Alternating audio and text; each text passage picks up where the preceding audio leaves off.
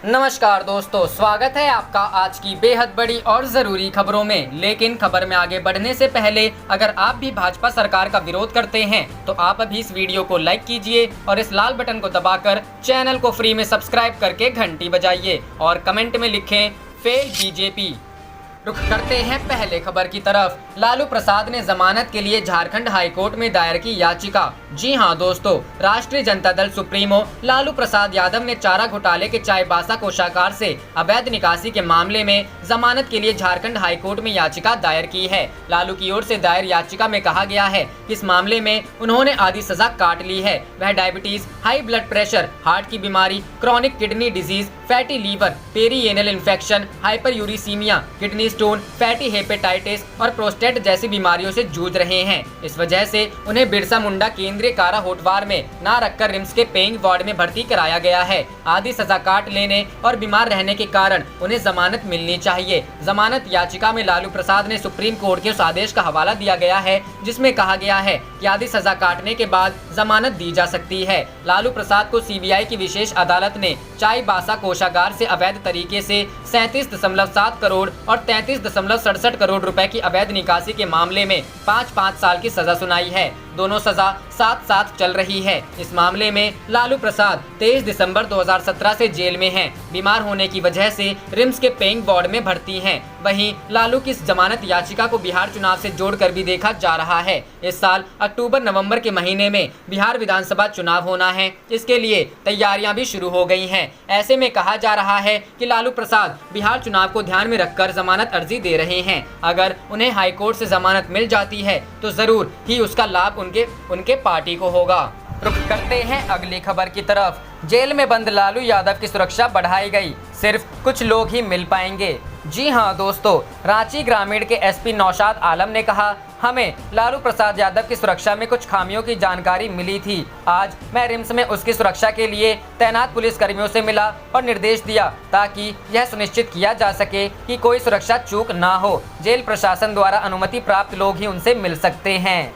रुख करते हैं अगली खबर की तरफ। बिहार चुनाव, राहुल बोले राजद को भी है जरूरत, 31 तक फाइनल करे गठबंधन और सीटें। जी हां दोस्तों, बिहार विधानसभा चुनाव इसी वर्ष में होना है, जिसको लेकर सभी राजनीतिक दल अपनी अपनी तैयारियों में जुटे नजर आ रहे हैं। जिसको लेकर कांग्रेस के पूर्व अध्यक्ष राहुल गांधी ने बिहार कांग्रेस के नेताओं को हर हाल में 31 जुलाई तक गठबंधन और सीटों का खुलासा कर देने का निर्देश दिया है। राहुल गांधी ने स्पष्ट कहा कि जितनी जरूरत हमें बिहार में गठबंधन की है उससे कम राजद को भी नहीं है। ऐसे में लोकसभा चुनाव वाली गलती ना दोहराते हुए इसी महीने महागठबंधन जमीन पर दिख जाना चाहिए। फायदा यह होगा कि चुनाव के 2 महीने पहले ही जिला और प्रखंड स्तर तक गठबंधन का संदेश चला जाएगा व विधानसभा चुनाव लड़ने और जीतने में आसानी होगी। राहुल गांधी वीडियो कॉन्फ्रेंसिंग के माध्यम से बिहार प्रदेश कांग्रेस सलाहकार समिति के सदस्यों को संबोधित कर रहे थे। करीब 3 घंटे चली बैठक में राहुल गांधी ने संगठन प्रभारी केसी वेणुगोपाल, बिहार प्रभारी शक्ति सिंह गोहिल, प्रभारी सचिव वीरेंद्र सिंह राठौर और अजय कपूर, प्रदेश अध्यक्ष मदन मोहन झा और सीएलपी लीडर सदानंद सिंह से कहा कि जनता बदलाव चाहती है। इसके अलावा राहुल गांधी ने कहा इसका लाभ कांग्रेस नेताओं को भी उठाना होगा। रुख करते हैं अगली खबर की तरफ। ट्रांसफर पोस्टिंग के आदेश पर शुरू हुई राजनीति, विपक्ष बोली जून को लूट का महीना न बनाए सरकार। जी हां दोस्तों, बिहार सरकार के राजस्व एवं भूमि सुधार विभाग में ट्रांसफर पोस्टिंग के आदेश पर लगी रोक को लेकर राजनीति तेज हो गई है। कांग्रेस के प्रवक्ता राजेश राठौर ने कहा कि जून के महीने को लूट का महीना बना दिया गया है। नीतीश कुमार की सरकार और तमाम मंत्रिमंडल के लोग इस महीने को लूट का महीना समझ रहे हैं तो गड़बड़ी होगी ही। उन्होंने कहा कि जो सरकार राजस्व अधिकारियों की सूची ठीक से नहीं बना सकती वह सरकार कितनी निकम्मी होगी। मुख्यमंत्री नीतीश कुमार से आग्रह है जून को लूट का महीना नहीं बनाए। आरजेडी के प्रवक्ता शक्ति यादव ने कहा कि यह मामला केवल राजस्व भूमि सुधार का नहीं है, ऐसे मामले कई और विभाग में भी हैं। उन विभागों में भी कार्यपालक नियमों की धज्जियां उड़ाई जा रही हैं और इसे देखना पड़ेगा क्योंकि यह चुनावी वर्ष है। राजस्व भूमि सुधार विभाग में तबादले को लेकर हो रही राजनीति पर बीजेपी ने अपने मंत्री का बचाव किया। बीजेपी के प्रवक्ता निखिल आनंद ने कहा कि विपक्ष को बोलने का कोई हक नहीं है। आरजेडी के शासनकाल के दौरान तबादले की प्रक्रिया क्या थी सभी को पता है। हमारे मंत्री जी ने विवेकपूर्ण तरीके से जो भी काम किया और मुख्यमंत्री सरकार के मुखिया हैं वह किसी भी संचिका को देख सकते हैं। विपक्ष को इसमें हाय तौबा ना मचाएं। रुख करते हैं अगली खबर की तरफ। यूपी की कानून व्यवस्था पर भड़की प्रियंका गांधी, जंगल राज है पुलिस भी सुरक्षित नहीं, कांग्रेस चलाएगी कैंपेन। जी हां दोस्तों, उत्तर प्रदेश की बिगड़ती कानून व्यवस्था पर कांग्रेस महासचिव प्रियंका गांधी वाड्रा ने शनिवार कांग्रेस नेताओं के साथ बैठक की और रणनीति पर चर्चा की। प्रियंका गांधी ने योगी सरकार पर निशाना साधते हुए कहा, उत्तर प्रदेश में जंगल राज है, पुलिस भी सुरक्षित नहीं है। अपराधियों, सत्ताधारी नेताओं और अधिकारियों के गठजोड़ ने प्रदेश की कानून व्यवस्था को ध्वस्त कर दिया है। सत्ता संरक्षण ने अपराधियों को मनोबल बढ़ाया है। प्रियंका गांधी के कार्यालय ने कहा कि कांग्रेस यूपी में जंगल राज पर अभियान चलाएगी। बढ़ते अपराध और जंगल राज के खिलाफ हर जिले में प्रेस कॉन्फ्रेंस की जाएगी। यूपी में कांग्रेस पार्टी ऑनलाइन कैंपेन चलाएगी। जंगल राज के खिलाफ कल फेसबुक लाइव होंगे। कांग्रेस के कार्यकर्ता और नेता बढ़ते अपराध के खिलाफ आवाज उठाने के लिए लोगों से गुहार भी लगाएगी। कांग्रेस की प्रदेशवासियों से अपील है कि बढ़ते अपराध के खिलाफ अपना संदेश ऑनलाइन फेसबुक, ट्विटर, इंस्टा के जरिए पोस्ट करें। कांग्रेस लोगों से गुहार लगाएगी कि अगर उनको कोई भी दिक्कत है तो वह चिट्ठी लिखकर जिला कांग्रेस कमेटी के कार्यकर्ताओं को एवं अन्य कांग्रेस नेताओं को दे। इन सभी चिट्ठियों और शिकायतों को इकट्ठा करके कांग्रेस उत्तर प्रदेश की राज्यपाल एवं NHRC को देगी। यूपी की बिगड़ती कानून व्यवस्था पर कांग्रेस महासचिव श्रीमती प्रियंका गांधी ने शनिवार को बैठक की। यूपी में बढ़ते अपराध और जंगल राज पर गंभीर चर्चा हुई। कांग्रेस बीजेपी सरकार में पनप रहे राजनेता अपराधी गठजोड़ का भंडाफोड़ करेगी और बिगड़ती कानून व्यवस्था एवं जंगल राज के खिलाफ अभियान चलाएगी। कांग्रेस ने कहा कि वह अपराधियों और उनको संरक्षण देने वाले सत्ताधारी नेताओं को बेनकाब करेगी। आगामी पंचायत चुनाव की राजनीति रणनीति पर भी गंभीर चर्चा हुई। रुख करते हैं अगली खबर की तरफ। ओवैसी का सीएम योगी पर हमला, बोले ठोक देंगे, नीति फेल, कानून को बंदूक से नहीं दबा सकते। जी हां दोस्तों, कानपुर मुठभेड़ को लेकर AIMIM चीफ असदुद्दीन ओवैसी ने योगी सरकार पर हमला बोला है। ओवैसी ने कहा, सीएम योगी आदित्यनाथ की ठोक देंगे नीति पूरी तरह राजनीतिक विफलता थी। इस विनाशकारी नीति के लिए यूपी के सीएम जिम्मेदार हैं। आप नियम कानून को बंदूक से दबा नहीं सकते। हमें इस मामले में सकारात्मक परिणाम की उम्मीद है। ओवैसी ने कहा कि राज्य ने उनके जैसा बनकर हत्यारों और अपराधियों के साथ प्रतिस्पर्धा करने की कोशिश की है। राज्य सरकार को ये सुनिश्चित करना चाहिए कि विकास दुबे को गिरफ्तार किया जाए। ये सिर्फ एक मुठभेड़ नहीं होनी चाहिए। ओवैसी ने कहा कि ये मामला सीएम योगी के लिए एक व्यक्तिगत चुनौती है, जिसकी ठोक देंगे नीति अपराध को कम करने में विफल रही। विकास दुबे के खिलाफ कार्रवाई और सजा से न्याय प्रणाली में विश्वास बढ़ेगा। विकास दुबे फरार है। STF समेत कई टीमें विकास दुबे की तलाश में दबिश दे रही है, लेकिन अभी तक वो पुलिस पकड़ से दूर है। इससे पहले ओवैसी ने PM के लेह दौरे को लेकर तंज कसा था। ओवैसी ने ट्वीट करते हुए कहा था, प्रधानमंत्री, अच्छा हुआ कि आप आज हमारे जवानों से मिलने तो चले गए और जख्मी जवानों से मुलाकात भी कर ली। इससे उनका हौसला तो बढ़ेगा। यहाँ चौकीदार कह रहे हैं न घुसाया है न घुसाया है। ओवैसी ने कहा, वह कहते हैं मुंह तोड़ जवाब, लेकिन किसे? चीन का नाम लेने में इतनी झिझक क्यों? लेह में आज के शो से साबित होता है दुश्मन घर में घुसकर बैठा है। क्या चौकीदार को पता है कि हम मौजूदा युद्ध भंडार के सहारे केवल 12 दिनों के लिए पूर्ण पैमाने पर युद्ध को बनाए रख सकते हैं? रुख करते हैं अगली खबर की तरफ। शिवराज कैबिनेट में मंत्रियों की संख्या पर कांग्रेस के सवाल, जाएगी कोर्ट। जी हां दोस्तों, शिवराज ने फिर से कानून का उल्लंघन किया। विवेक तनखा, कांग्रेस इस गैर कानूनी मंत्रिमंडल के खिलाफ कोर्ट जाएगी। मध्य प्रदेश में गुरुवार को हुए शिवराज कैबिनेट के विस्तार में मंत्रियों की संख्या को लेकर कांग्रेस ने सवाल खड़े कर दिए हैं। कांग्रेस ने आरोप लगाया है, संविधान का उल्लंघन करते हुए नियमों के विरुद्ध ज्यादा मंत्री बनाए गए हैं, जिसके खिलाफ पार्टी जल्द ही कोर्ट जाएगी। दरअसल गुरुवार को हुए मंत्रिमंडल विस्तार में कुल 28 मंत्रियों ने शपथ ली थी, जिसके बाद कांग्रेस नेता और राज्यसभा सांसद विवेक तनखा ने आरोप लगाया कि शिवराज सिंह चौहान ने फिर से कानून का उल्लंघन किया है। पहले तो उन्होंने बिना कैबिनेट के सरकार चलाई और जब राष्ट्रपति से शिकायत की तो 5 मंत्री बनाए, जो 12 से कम थे। उन्होंने कहा कि विधायकों की प्रभावी संख्या 206 के 15% से ज्यादा मंत्री बनाकर कानून को तोड़ा है और कांग्रेस इस गैर कानूनी मंत्रिमंडल के खिलाफ कोर्ट जाएगी। हालांकि बीजेपी ने कांग्रेस के आरोप को खारिज किया है।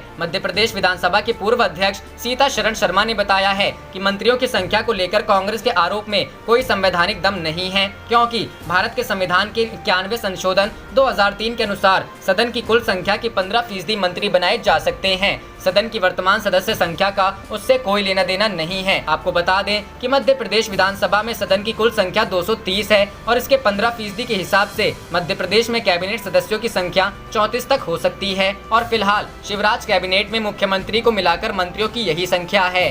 रुख करते हैं अगली खबर की तरफ। कोरोना से बचाव, बिहार चुनाव में छड़ी से ईवीएम का बटन दबाएंगे वोटर, खादी का मास्क मिलेगा। जी हां दोस्तों, लकड़ी की छड़, खादी मास्क ये उन वोटर्स के लिए प्रयोग किए जाएंगे जो बिहार चुनावों के दौरान वोट डालने के लिए पोलिंग बूथ पर आएंगे। ये चुनाव अक्टूबर-नवंबर में होने वाले हैं। यह जानकारी राज्य के मुख्य चुनाव अधिकारी HR श्रीनिवास ने दी। बिहार राज्य चुनाव आयोग ने बुधवार को कहा कि इस साल के अंत में होने वाले चुनावों में कोरोना वायरस के मरीज और वे जो 65 वर्ष की आयु से ज्यादा हैं, उन्हें घर से ही वोट डालने या पोस्टल बैलेट का प्रयोग की अनुमति होगी। श्रीनिवास ने न्यू इंडियन एक्सप्रेस अखबार को बताया कि जो लोग वोट डालने के लिए पोलिंग बूथ पर जाना चुनेंगे, उन्हें कोविड-19 के प्रसार को रोकने के प्रयास के तौर पर छोटी लकड़ी की डंडियां दी जाएंगी, जिससे वे ईवीएम की बटन को दबा सकेंगे। उन्होंने अखबार को यह भी बताया कि अगर कोई वोटर मास्क नहीं पहने हैं तो उन्हें मुफ्त में एक 3 प्लाई खादी मास्क चुनाव आयोग की ओर से दिया जाएगा। हाथ धोने के उपयुक्त इंतजाम किए जाएंगे और बैक्टीरिया रोधी हैंड ग्लव्स भी उपलब्ध कराए जाएंगे।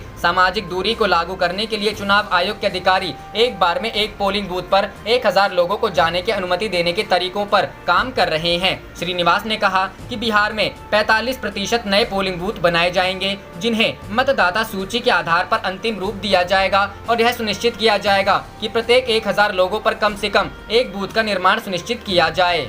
रुख करते हैं अगली खबर की तरफ। मोदी सरकार के इस बिल का पंजाब समेत कई राज्य कर रहे कड़ा विरोध, आर्थिक और सियासी गणित बिगड़ने का खतरा। जी हां दोस्तों, केंद्रीय सरकार के प्रस्तावित बिजली संशोधन बिल 2020 पर केंद्रीय ऊर्जा राज्य मंत्री RK सिंह के साथ राज्यों के प्रतिनिधियों की बैठक में कई प्रदेशों ने नरेंद्र मोदी सरकार द्वारा लाए जा रहे नए बिजली विधेयक का तीखा विरोध किया। विरोध करने वालों में पंजाब, राजस्थान, केरल, झारखंड, तेलंगाना के साथ अन्य कुछ राज्य भी शुमार है। पंजाब के तीखे तेवर देखकर केंद्रीय ऊर्जा राज्य मंत्री RK सिंह ने कहा कि वह यथाशीघ्र पंजाब का दौरा करेंगे। प्राप्त जानकारी के मुताबिक पंजाब ने केंद्रीय ऊर्जा राज्य मंत्री को 2 टूक कहा कि खेती मोटरों, ट्यूबवेलों को दी जा रही सब्सिडी में कोई तब्दीली नहीं की जाएगी और सूबे में मौजूदा सब्सिडी प्रणाली कायम रखी जाएगी। बैठक में प्रदेश सरकार के प्रतिनिधियों ने कहा कि केंद्र सरकार पहले राज्य के ढांचागत प्रबंधों की समीक्षा करे। अगर केंद्र का कोई सुझाव माकूल लगा तो उस पर गौर किया जाएगा। नए संशोधन के जरिए जबरन कुछ न थोपा जाए। गौरतलब है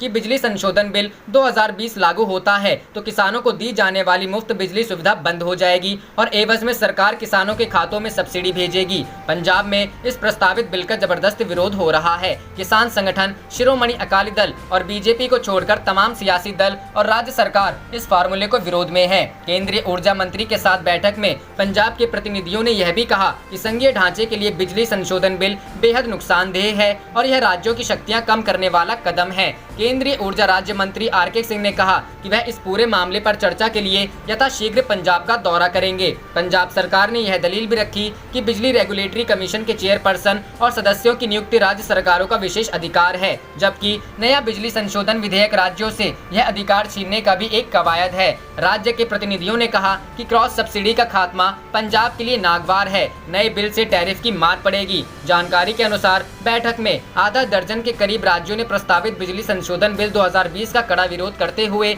इसे संविधान प्रदत्त संघीय व्यवस्था के खिलाफ बताया। कहा जा रहा है कि अगर बिजली संशोधन विधेयक 2020 जस का तस लागू हो जाता है तो पंजाब का आर्थिक और सियासी गणित भी एकदम बिगड़ जाएगा। नए बिल के लागू होने की सूरत में किसान खेती, ट्यूबवेलों के बिल खुद भरेंगे और सरकार सब्सिडी सीधे किसानों के खाते में डालेगी। आशंकाओं के मद्देनजर पंजाब सरकार कुछ महीने पहले खेती सब्सिडी सीधे खातों में डालने की केंद्रीय तजवीज को रद्द कर चुकी है। मुख्यमंत्री कैप्टन अमरिंदर सिंह शुरू से ही बिजली संशोधन विधेयक 2020 का तार्किक विरोध कर रहे हैं। इसको लेकर वो दूसरे राज्यों के मुख्यमंत्रियों के संपर्क में हैं। रुख करते हैं अगली खबर की तरफ। राहुल गांधी ने बिहार कांग्रेस के नेताओं के साथ की बैठक, चुनाव से जुड़ा लिया फीडबैक। जी हां दोस्तों, बिहार में इस साल विधानसभा चुनाव होने वाले हैं। सभी पार्टियों ने अपने स्तर से तैयारियां शुरू कर दी हैं। वहीं बिहार चुनाव को लेकर सरगर्मी तेज हो गई है। राहुल गांधी ने बिहार के कांग्रेस नेताओं के साथ बात की। राहुल गांधी सलाहकार समिति के सदस्यों के साथ वीडियो कॉन्फ्रेंसिंग के जरिए जुड़े मीटिंग में शक्ति सिंह गोहिल, वीरेंद्र सिंह राठौर, अजय कपूर, मदन मोहन झा, सदानंद सिंह, निखिल कुमार समेत पार्टी के कार्यकारी अध्यक्ष और सलाहकार समिति से जुड़े सदस्य शामिल हुए। इस मीटिंग में राहुल गांधी ने कांग्रेस नेताओं से बिहार चुनाव को लेकर फीडबैक लिया। साथ ही उन्होंने विधानसभा चुनाव से जुड़े कई मुद्दों पर कांग्रेस के नेताओं के साथ चर्चा की। कांग्रेस की मीटिंग के बाद निखिल कुमार ने मीडिया से बात की। उन्होंने कहा है कि राहुल गांधी ने सभी नेताओं से फीडबैक लिया, साथ ही उन्होंने कहा है कि चुनाव को लेकर बहुत हद तक कांग्रेस की नीति स्पष्ट हो चुकी है। अगली बैठक में गठबंधन और सीटों को लेकर भी तस्वीर साफ हो जाएगी। बहरहाल एनडीए में विधानसभा चुनाव को लेकर बीजेपी और जेडीयू के बीच भी बैठकों का दौर लगातार शुरू हो गया है। संभवतः अगस्त तक महागठबंधन और एनडीए दोनों ही गठबंधन में विधानसभा चुनावों में सीटों को लेकर तस्वीर साफ हो जाएगी। रुख करते हैं अगली खबर की तरफ। बिहार, पटना में कांवड़ यात्रा पर रोक, 4 अगस्त तक शिव मंदिर रहेंगे बंद। जी हां दोस्तों, बिहार में लगातार बढ़ रहे कोरोना संक्रमण के केस, पटना में नहीं खुलेंगे शिव मंदिर, 4 अगस्त तक रोक। बिहार में कोरोना वायरस का संकट कम होता नजर नहीं आ रहा है। राजधानी पटना भी कोरोना संक्रमण से प्रभावित है। ऐसे में जिला प्रशासन ने सावन के महीने में शिव मंदिरों में उमड़ने वाली अपार भीड़ को रोकने के लिए मंदिरों को बंद करने का फैसला किया है। पटना जिले में जितने भी शिव मंदिर है और जहां सावन में मेला, जिलाभिषेक और कांवड़ यात्रा का आयोजन किया जाता है, ऐसे सभी मंदिरों को जिला प्रशासन ने 4 अगस्त तक बंद कर दिया है। इसको लेकर दिशा निर्देश बिहार राज्य धार्मिक न्यास परिषद द्वारा शुक्रवार को जारी किया गया। 6 जुलाई से सावन माह की शुरुआत हो रही है। सावन में बड़ी संख्या में श्रद्धालु पूजा अर्चना के साथ साथ जलाभिषेक करने के लिए पटना के तमाम शिव मंदिरों में पहुंचते हैं। ऐसे में पटना डीएम कुमार रवि ने केंद्रीय गृह मंत्रालय की गाइडलाइंस के अनुसार कोविड-19 के संक्रमण और इसके फैलाव को रोकने के मकसद से सभी शिव मंदिरों को 4 अगस्त तक बंद रखने का आदेश दिया है। पटना डीएम ने सभी बड़े शिव मंदिरों पर सावन माह के दौरान पर्याप्त संख्या में दंडाधिकारी, पुलिस पदाधिकारी और पुलिस बल की मौजूदगी तय करने के भी निर्देश दिए हैं। रुख करते हैं अगली खबर की तरफ। कानपुर, चौबेपुर के एसएचओ विनय तिवारी सस्पेंड, विकास दुबे से मिलीभगत का आरोप। जी हां दोस्तों, कानपुर गोलीकांड मामले में कानपुर पुलिस ने बड़ी कार्रवाई की है। पुलिस ने इस मामले में चौबेपुर के थानाध्यक्ष विनय तिवारी को सस्पेंड कर दिया है। कानपुर के आईजी मोहित अग्रवाल ने ये कार्रवाई की है। बता दें कि पुलिस की अब तक की जांच में ये बात सामने आई है कि पुलिस से ही जुड़े कुछ अफसरों ने अपराधी विक पुलिस की जाँच में चौबेपुर के थानाध्यक्ष और कुछ दूसरे सिपाहियों का नाम आया था। विनय तिवारी चौबेपुर के थानाध्यक्ष हैं। इस जानकारी के आधार पर कार्रवाई करते हुए पुलिस ने विनय तिवारी को सस्पेंड कर दिया है। रुख करते हैं अगली खबर की तरफ। केंद्र सरकार पर राहुल गांधी का हमला जारी, बोले चीनी घुसपैठ पर लद्दाख वासियों से बात को नजरअंदाज नहीं करें। जी हां दोस्तों, कांग्रेस के पूर्व अध्यक्ष राहुल गांधी ने शनिवार को कहा कि देशभक्त लद्दाख वासी चीनी घुसपैठ के खिलाफ आवाज उठा रहे हैं और सरकार को उनकी सुननी चाहिए, क्योंकि यदि उनकी बात को नजरअंदाज किया गया तो देश को इसकी भारी कीमत चुकानी पड़ेगी। उन्होंने एक खबर का हवाला देते हुए ट्वीट किया, देशभक्त लद्दाख वासी चीनी घुसपैठ के खिलाफ आवाज उठा रहे हैं, वे आगाह कर रहे हैं, उनकी बात की उपेक्षा करने की भारत को भारी कीमत चुकानी पड़ेगी। राहुल गांधी ने कहा, कृपया भारत की खातिर उन्हें सुनिए। राहुल गांधी ने जिस खबर का हवाला दिया है उसके मुताबिक कई लद्दाख वासियों ने कहा है कि चीन ने भारतीय क्षेत्र में घुसपैठ की है। गौरतलब है कि लद्दाख में वास्तविक नियंत्रण रेखा पर पिछले कई हफ्तों से गतिरोध चल रहा है। गत 15-16 जून की रात दोनों देशों के सैनिकों के बीच हुई हिंसक झड़प में 20 भारतीय जवान शहीद हो गए थे। इस झड़प में चीनी पक्ष को भी नुकसान होने की खबरें हैं। केंद्र सरकार पर राहुल का हमला जारी। आपको बता दें कि राहुल गांधी चीन के साथ जारी गतिरोध के बीच लगातार केंद्र की नरेंद्र मोदी सरकार को घेरने की कोशिश कर रहे हैं। पीएम मोदी के लद्दाख दौरे के बाद उन्होंने एक वीडियो ट्वीट किया था। इसमें लद्दाख के लोग चीन द्वारा देश की जमीन कब्जाने की बात कह रहे हैं। वीडियो के साथ राहुल ने लिखा, लद्दाखी कहते हैं चीन ने हमारी जमीन कब्जाई है, प्रधानमंत्री कहते हैं किसी ने हमारी जमीन नहीं ली। साफ सी बात है कि कोई तो झूठ बोल रहा है। बता दें कि हाल ही में गलवान घाटी में हुई झड़प के बाद प्रधानमंत्री नरेंद्र मोदी ने कहा था कि चीन ने हमारी किसी जगह पर कब्जा नहीं किया है। रुख करते हैं अगली खबर की तरफ। राहुल गांधी ने किया सोनिया के ओबीसी कोटे की मांग का समर्थन। जी हां दोस्तों, सोनिया ने पत्र लिख ओबीसी छात्रों के लिए कोटा की मांग की सामाजिक न्याय के लिए सकारात्मक कार्रवाई अहम। राहुल, कांग्रेस अध्यक्ष सोनिया गांधी ने प्रधानमंत्री नरेंद्र मोदी को पत्र लिखकर राज्यों के मेडिकल और डेंटल इंस्टीट्यूट्स में ऑल इंडिया कोटा में ओबीसी छात्रों के लिए आरक्षण बढ़ाने की मांग की है। अब राहुल गांधी ने भी कांग्रेस अध्यक्ष की मांग का समर्थन किया है। कांग्रेस के पूर्व अध्यक्ष और सांसद राहुल गांधी ने ट्वीट कर कहा, सामाजिक न्याय के लिए सकारात्मक कार्रवाई अहम है। मैं राज्य और केंद्र शासित प्रदेशों के मेडिकल संस्थानों के मेडिकल और डेंटल सीटों में ऑल इंडिया कोटा में ओबीसी छात्रों के लिए आरक्षण बढ़ाने की कांग्रेस अध्यक्ष की मांग का पुरजोर समर्थन करता हूं। सोनिया गांधी ने अपने पत्र में लिखा, मैं राज्य और केंद्र शासित प्रदेशों के चिकित्सा शिक्षण संस्थानों में राष्ट्रीय पात्रता सह प्रवेश परीक्षा के माध्यम से भरे जा रहे सीटों में ऑल इंडिया कोटा के तहत ओबीसी छात्रों को आरक्षण से इनकार किए जाने से मसले पर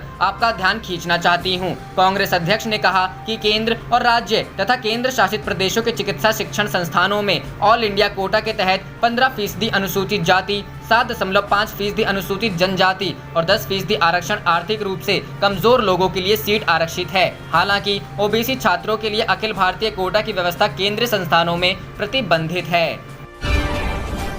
आप देख रहे थे आपका अपना चैनल जय हिंद जय भारत।